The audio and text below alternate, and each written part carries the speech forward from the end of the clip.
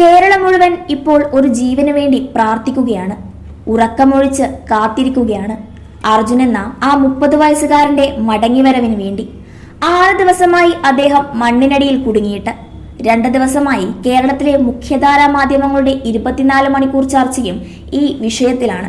നവമാധ്യമങ്ങളിൽ മുഴുവൻ സേവ് അർജുൻ ക്യാമ്പയിനാണ്. എവിടെ നോക്കിയാലും അർജുന്റെ വാർത്തയാണ്. ജീവന് വേണ്ടിയുള്ള പ്രാർത്ഥനയാണ്. സംസ്ഥാന സർക്കാർ ഈ വിഷയത്തിൽ ഇടപെട്ടു. KC വേണുഗോപാലിനെ പോലെയുള്ള മുതിർന്ന നേതാക്കൾ ഈ വിഷയത്തിൽ ഇടപെട്ടു. ഒറ്റക്കെട്ടായി കേരളം പ്രാർത്ഥിക്കുകയാണ് അർജുന്റെ മടങ്ങിവരവിന് വേണ്ടി. മുലകുടി മാറാത്ത കൊച്ചു കുട്ടികൾ വരെ അറിഞ്ഞ ഇക്കാര്യം അറിയാത്ത ഒരു വ്യക്തിയുണ്ട് കേരളത്തിൽ. മറ്റാരുമല്ല, കേന്ദ്രമന്ത്രി സുരേഷ് ഗോപി. മാധ്യമപ്രവർത്തകരുടെ ചോദ്യത്തിനാണ് ഞെട്ടിച്ചുകൊണ്ട് സുരേഷ് ഗോപി മറുപടി നൽകിയത്. തന്റെ ശ്രദ്ധയിൽ ആ വിഷയം പെട്ടിട്ടില്ല പോലും. ചുരുക്കി പറഞ്ഞാൽ, ഒരു ജനപ്രതിനിധിയായിരിക്കാനുള്ള യാതൊരു ഗുണവും തനിക്ക് ഇല്ല എന്നത് അദ്ദേഹം തന്റെ പ്രസ്താവനയിലൂടെ അടിവരയിട്ടിരിക്കുന്നു. അദ്ദേഹത്തിന് വോട്ട് ചെയ്തവർ പമ്പര വിഡ്ഢികളായിരിക്കുന്നു. പത്രം വായിക്കാത്ത, വാർത്തകൾ കാണാത്ത, സോഷ്യൽ മീഡിയ നോക്കാത്ത, കേരളം മുഴുവൻ ആളിപ്പടർന്ന ഒരു ദുരന്തം 6-ാം ദിവസമായിട്ടും അറിയാത്ത ഇദ്ദേഹത്തിന് ആ സ്ഥാനത്തിരിക്കാൻ എന്ത് യോഗ്യതയാണുള്ളത്? കേരളത്തിൽ നിന്നുള്ള ഏക കേന്ദ്രമന്ത്രിയാണ് ഇദ്ദേഹം എന്നത് ഓർക്കുമ്പോൾ ലജ്ജ തോന്നുന്നു.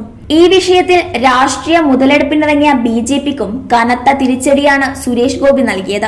കർണാടക സർക്കാരിനെതിരായ ആരോപണങ്ങൾ BJP നേതാക്കൾ ഉന്നയിച്ചത് തികച്ചും രാഷ്ട്രീയ ലക്ഷ്യത്തോടെ ആയിരുന്നു എന്നത് ഇതോടെ 100% ഉറപ്പായി.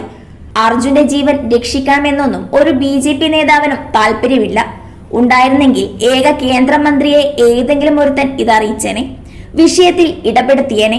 തൃശൂരിൽ നിന്നുള്ള ഒട്ടകം ഗോപാലകൃഷ്ണനൊക്കെ ഫേസ്ബുക്കിൽ തുരുതുര പോസ്റ്റ് ഇടുന്നുണ്ട്.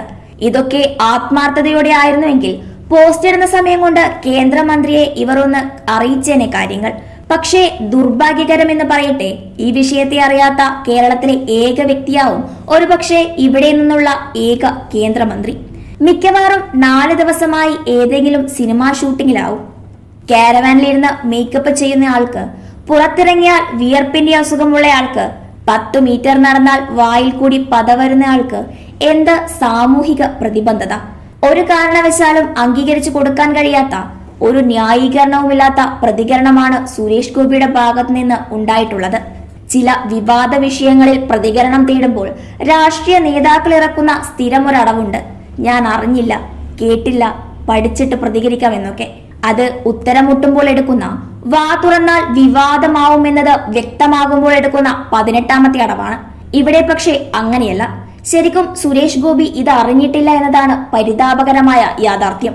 അദ്ദേഹം ഇതുവരെ ഈ സംഭവം അറിഞ്ഞിട്ടില്ല എന്നത് മാധ്യമപ്രവർത്തകരോട് പ്രതികരിക്കുമ്പോഴുള്ള അദ്ദേഹത്തിന്റെ ശരീരഭാഷയിൽ നിന്ന് തന്നെ വ്യക്തമാണ്.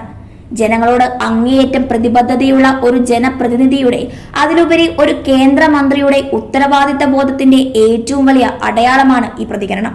കഷ്ടമെന്നല്ലാതെ മറ്റൊന്നും പറയാനില്ല. നമുക്ക് അദ്ദേഹത്തിന്റെ പ്രതികരണത്തിന്റെ വീഡിയോ കാണാം. കർണാടകയിൽ മലയാളി കുടുങ്ങിക്കിടക്കുന്ന ഒരു സാഹചര്യം ഉണ്ടായിരുന്നു.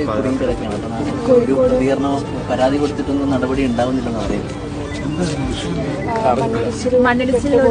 ലോറി ഡ്രൈവർ ഒരു കോഴിക്കോട് സ്വദേശിയാണ്. 4 ദിവസമായി. ഇപ്പോഴും GPS ലൊക്കേറ്റഡ് ആണ്. സർക്കാർ നമ്മൾ കോണ്ടാക്ട് ചെയ്യുന്നുണ്ട്.